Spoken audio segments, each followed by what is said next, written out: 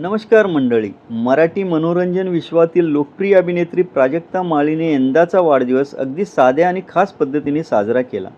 8 ऑगस्टला वाढदिवसानिमित्त प्राजक्ताने पुण्यातील सारसबागेतील श्री सिद्धिविनायक मंदिर आणि तळजाई मातेचं दर्शन घेतले. यानंतर तिने आपल्या कुटुंबासोबत वेळ घालवला.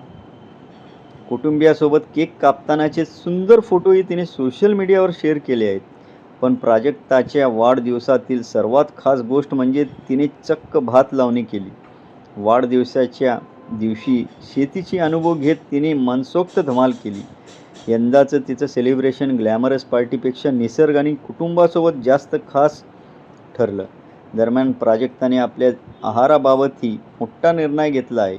आरोग्याशी संबंधित कारणामुळे तिने पूर्णपणे व्हीगन जीवनशैली स्वीकारण्याचं जाहीर केलं आहे. त्यामुळे चहा, कॉफी आणि दुग्धजन्य पदार्थ टाळण्याचा निर्णय तिने घेतला आहे.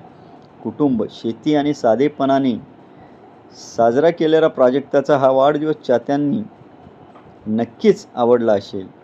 तुम्हाला हा व्हिडिओ आवडला असेल तर लाईक, शेअर आणि चॅनलला सबस्क्राईब करायला विसरू नका. धन्यवाद.